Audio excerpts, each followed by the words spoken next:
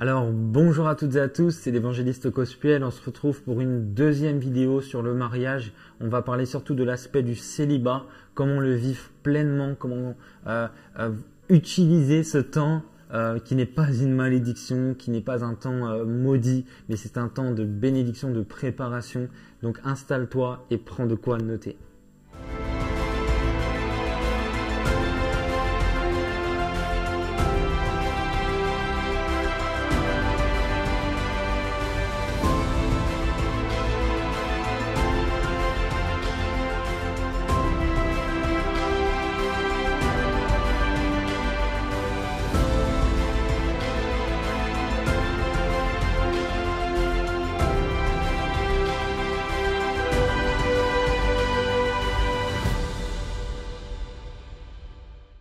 Alors dans cette deuxième vidéo, on va essayer de voir un petit peu comment Dieu nous prépare durant le célibat. On va essayer de développer tout l'aspect humain, social, financier, parce que dans la vidéo d'après, on parlera de tout l'aspect spirituel. Parce que c'est super de prier, de méditer, c'est la base, c'est la racine, c'est la fondation. Mais on va essayer de voir maintenant l'aspect financier un petit peu. Je vais vous conseiller comme un grand frère, comme un petit frère pour certains, comme un père pour d'autres. Mais en tout cas, certains vont comprendre en tout cas quelque chose de très important à travers cette vidéo. Alors, il y a une chose qu'il faut savoir, c'est le premier point. Tu dois te stabiliser dans les finances. Ça, c'est vraiment important. Mais il y a une éducation que les parents donnent, mais il y a également une éducation financière. C'est toujours difficile d'être éduqué dans les finances quand on n'a pas de mentor, quand on n'a pas de père spirituel. C'est toujours difficile parce que les finances, ça paraît un petit peu comme de la fumée. On pense en avoir et ça part vite. Il y a comme un dévoreur qui vient tout prendre à chaque fois. Et du coup, tu sais pas trop gérer tes finances. À la limite, tu sais acheter, mais tu sais pas trop faire fructifier. Tu sais pas investir. Tu sais pas quoi en faire. Tu sais pas mettre de côté. Donc aujourd'hui, s'il y a une chose qu'il faut savoir, c'est que si tu as des revenus, si tu as un salaire, si tu as quelque chose qui vient tous les mois, il faut absolument, avant tout, donner une part au Seigneur. Pourquoi? Ça t'étonne que je dise ça. Mais pourquoi? Parce que Dieu est celui qui donne. Dieu est le pourvoyeur. La Bible dit qu'il est Jéhovah Jireh, celui qui pourvoit. Alors Dieu, pour qu'il puisse avoir un accès sur tes finances, il faut lui donner. La Bible en parle dans Malachie. Eh oui, la Bible dit « Vous me volez », dit Dieu. En ne donnant pas vos dîmes et vos offrandes, vous me volez. Donc aujourd'hui, la Bible parle même qu'il chassera l'esprit de dévoreur. C'est dans Malachie, je te laisserai regarder, mais il chassera l'esprit de dévoreur si tu lui donnes la dîme de tous tes revenus. Moi, j'ai expérimenté des temps où je ne donnais pas à Dieu et ça a été compliqué. Donc en fait, moi, je te mets au défi de commencer à donner à Dieu chaque mois. Il y a ce qu'on appelle la dîme. Dieu a instauré la dîme. C'était 10%, et c'est encore 10% de tes revenus. Moi, je préfère le dire parce qu'il y a des personnes qui veulent comprendre l'aspect spirituel, mais qui ne veulent pas comprendre l'aspect financier. Mais c'est la base. Aujourd'hui, c'est une éducation financière et la Bible, en fait, parle de la dîme. Alors, il y a eu une dîme qu'Abraham a fait à Melchisédek, et Melchisédek était en fait une apparition de Christ, dans l'ancienne alliance. Alors, ils ont fait une sainte scène, c'était incroyable, et Abraham a donné la dîme de tous ses revenus à ce Melchisédek, roi de Salem, roi de paix, sans commencement ni fin. Donc ça, c'est assez compliqué à comprendre, mais ce qui est sûr, c'est que Christ est apparu à Abraham, et Abraham lui a donné sa dîme. L'époque d'Abraham, c'était avant la loi, c'était le temps de la promesse, et le temps de la promesse, on est encore dedans, on est dans la grâce, mais on fait partie de la promesse. Amen. Donc tout ce qui est avant la loi est encore d'actualité. Quelqu'un qui dira je ne donne pas la dîme parce que c'était la loi, c'est totalement faux parce que c'est avant la loi qu'il y a eu la dîme. Donc c'était durant le temps de promesse, donc on doit la donner. Amen. On ne paye pas sa dîme, on la donne de bon cœur. Donc c'est hyper important. Alors l'aspect des finances, 1, je mets Dieu au commencement. 2, j'épargne. Avant de flamber, j'épargne. C'est-à-dire, on va partir sur un salaire basique en France, 1300 €. Je sais que si tu touches 1300 €, c'est important de donner 130 € à Dieu chaque mois. Je sais que ça peut choquer, mais moi je préfère te le dire. C'est ce que moi je fais. Je le fais tout le temps. Si j'ai une rentrée, je donne une part à Dieu. C'est pour lui montrer que Seigneur, ça te revient. Moi, je suis pas attaché à ça. Donc peut-être si tu veux pas donner, c'est que tu es attaché à ça. Et si tu es attaché à l'argent, Dieu permettra que tu n'en aies pas parce qu'il veut que tu sois attaché à lui. Alors moi, je lui donnerai 130 Et ensuite, le reste, bah, je me dirais, attends, j'ai mon téléphone, j'ai ma voiture à payer, j'ai mon assurance. Combien je peux mettre de côté? Ça se trouve, je peux mettre 500 € par mois. Bah ouais, en fait. Donc, tu mets 500 € par mois. Et puis, ben, au bout de 10 mois, tu as 5000 € de côté. Parce que tu réalises, ça vaut peut-être plus que tous les business. Des fois, on veut créer une marque de vêtements. Des fois, on veut faire ceci, cela. Mais quelqu'un qui fume peut facilement dépenser 1000 € par an. Facilement. Quelqu'un qui fume vraiment. Moi, je connais quelqu'un qui fumait au moins 100 € de cigarettes par mois. Donc, si quelqu'un qui fume arrive à mettre 1000 ou 1200 € par mois dans sa cigarette, toi, tu peux mettre 1000 ou 1200 € de côté si tu fumes pas. Donc maintenant, ça se trouve, tu peux mettre plus que 100 €. Ça se trouve, tu peux mettre 200, 300 par mois. Et tu touches pas. Donc, tu le mets dans un compte épargne. Et un jour, on va t'appeler pour te dire, oh, monsieur, madame, votre livret A est plein. Et tu vas dire, tiens. Donc en fait, j'ai écouté le conseil de l'évangéliste Cospiel et maintenant je suis en train de vivre une promesse. Amen. Je suis béni financièrement. Et si j'ai un problème, eh ben j'aurai de quoi pourvoir à ce problème. Si ma mère elle n'arrive pas à payer ses courses, je pourrais lui payer. Parce que tu as une rentrée d'argent, en fait, tu es intelligent. Et c'est de l'éducation financière. Il faut mettre de côté. Donc il faut semer à Dieu, il faut mettre de côté.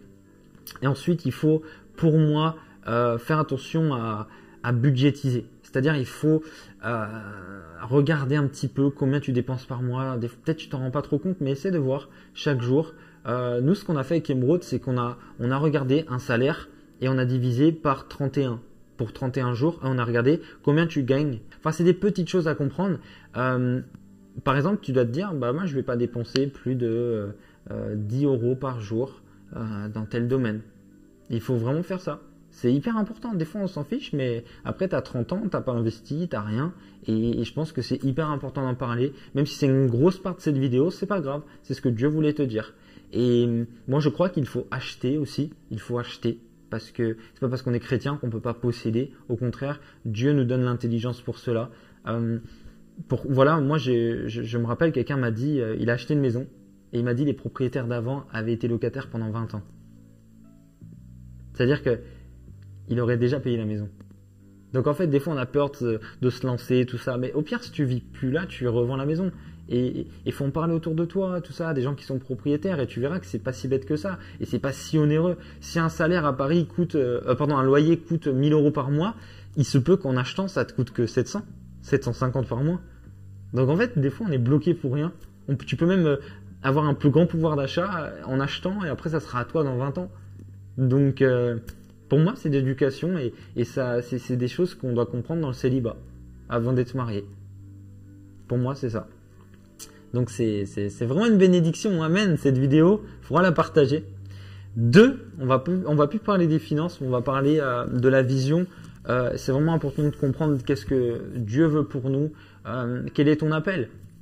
Est-ce que tu as un appel pour, je sais pas moi, aider les femmes qui ont été abusées, violées?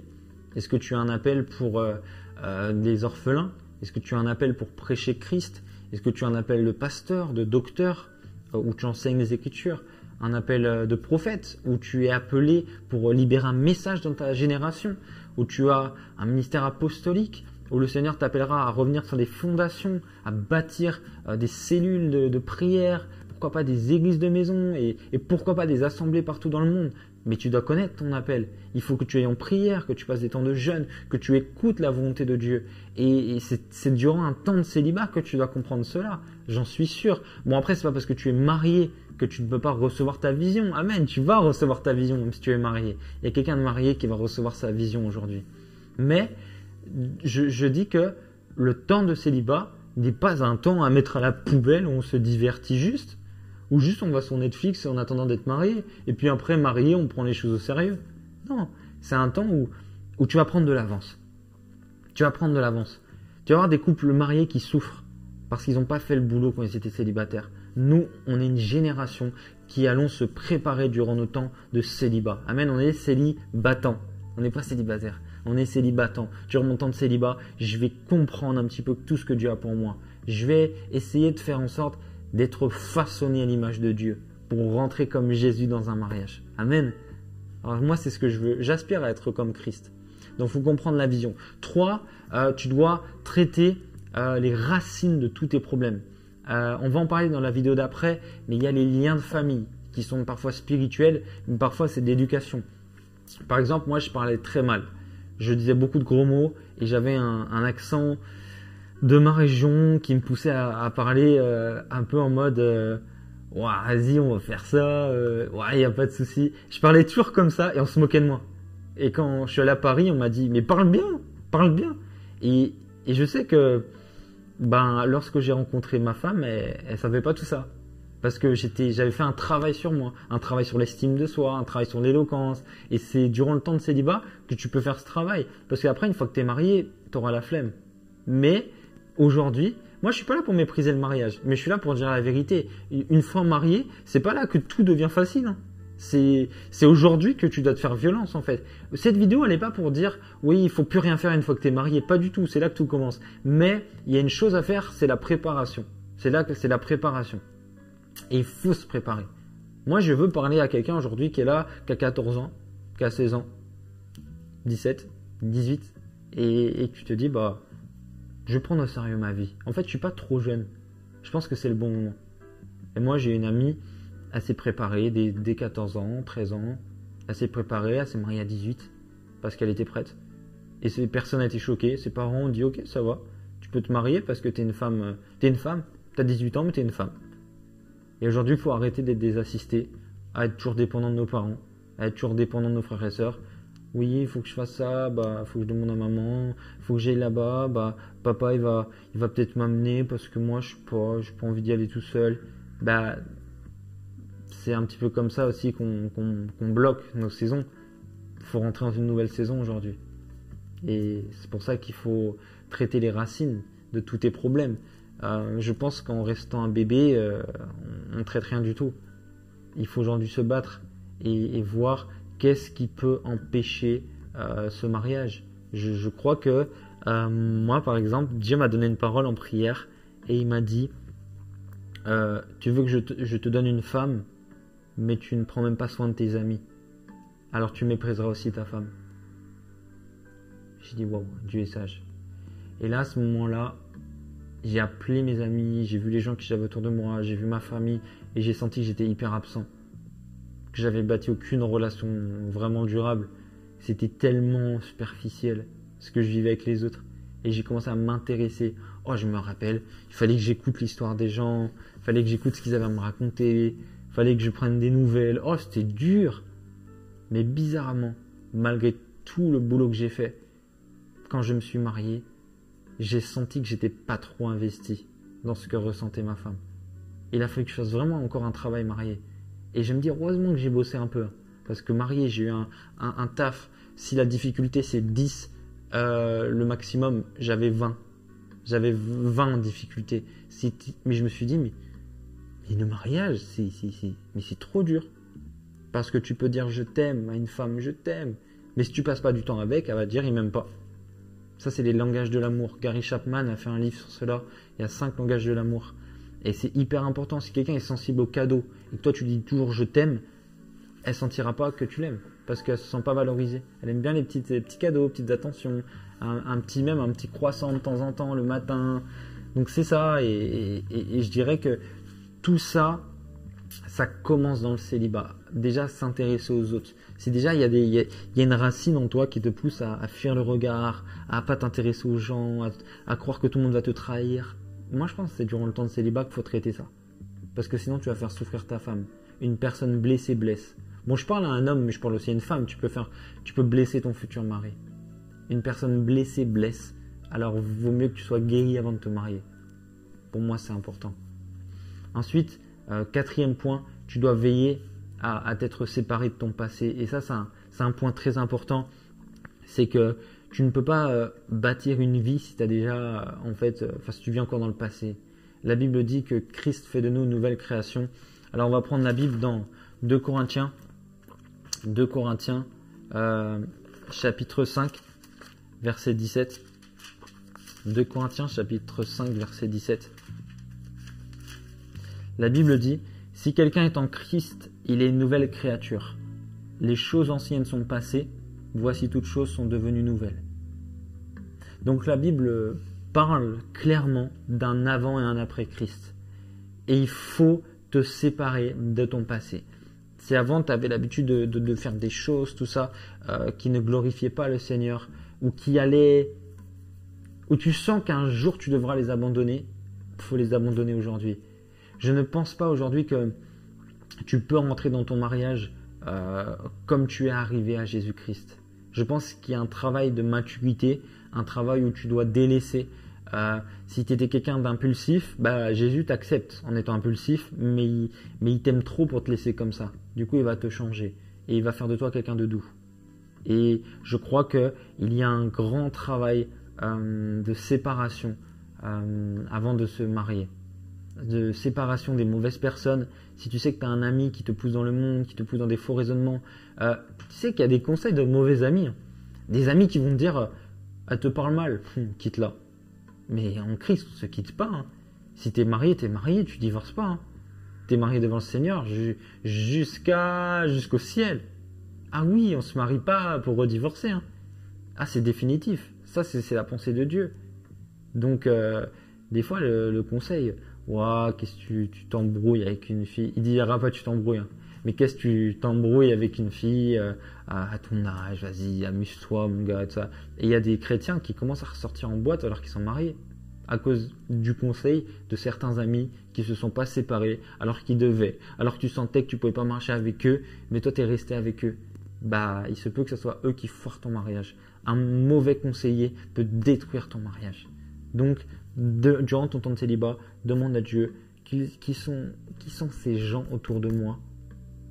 Est-ce qu'ils sont là pour m'aider ou est-ce qu'ils sont là pour me détruire?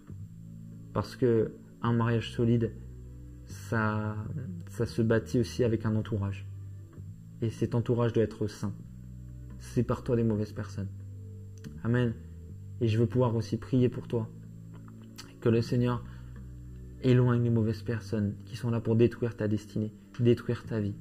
Que le Seigneur puisse te libérer aujourd'hui de toutes ces personnes qui te feront du mal et qui voudront te faire du mal.